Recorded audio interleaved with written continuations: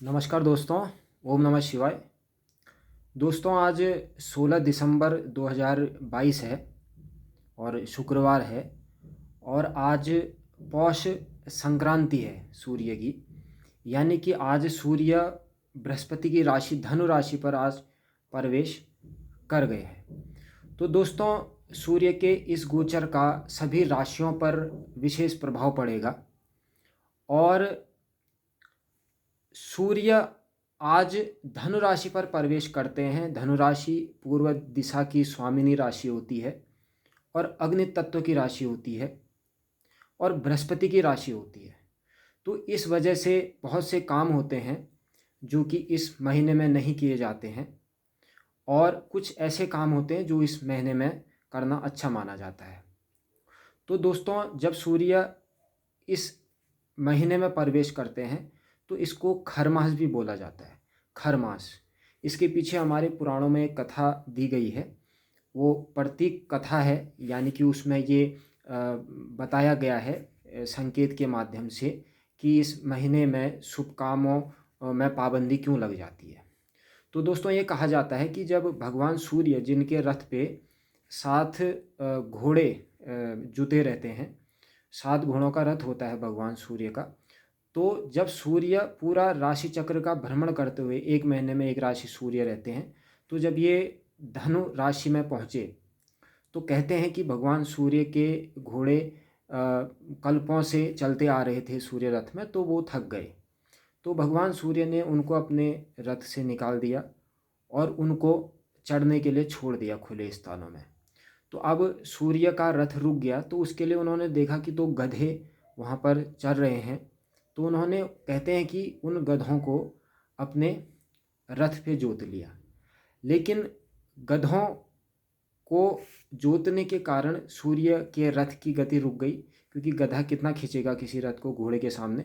तो मंद हो गए सूर्य इस दौरान, उनकी किरणें मंद हो गई, उनका असर, जो सुप्रभाव चारों तरफ पड़ता था, वो कम हो गया।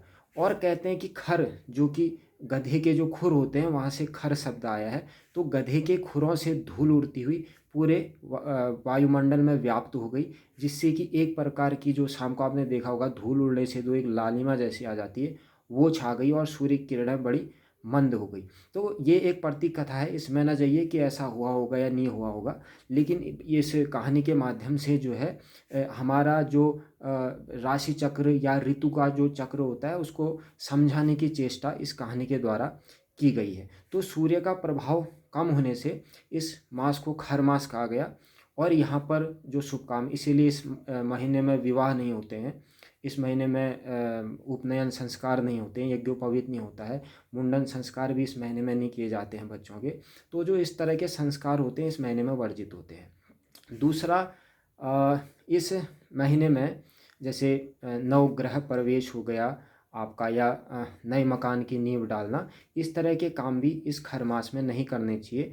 और जो बड़े बड़े अनुष्ठान होते हैं, मंदिरों में आप लोग यज्ञ हवन करवाते हैं, उसका भी फल इस महीने में नहीं बताया गया है, नगण्य उसका भी फल बताया गया है। तो ये खर मास के विषय में था।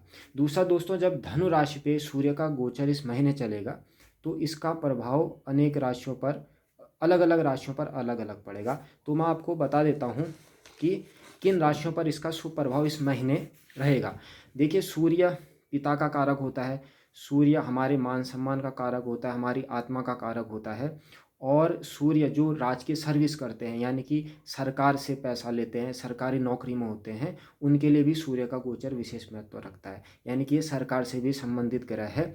तो सबसे पहले मैं आपको बताता हूँ कि शुभ असर किन राशियों पे सूर्य का रहेगा। तो दोस्तों, कर्क राशि वालों के लिए, तुला राशि वालों के लिए, कुंभ राशि वालों के लिए और मीन राशि वालों के लिए ये जो महीना है ये शुभ फल देने वाला माना जाएगा।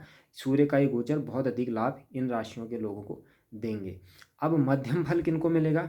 मेष राशि, मिथुन राशि, सिंह राशि, वृश्चिक राशि और धनु राशि के लोगों को ये मध्यम फल देने वाला है, यानी कि बहुत बुरे फल भी नहीं देगा और बहुत शुभ फल भी नहीं देगा। वो अपनी कुंडली के अनुसार, ग्रहों की स्थितियों के अनुसार आपको इसका फल मिलेगा।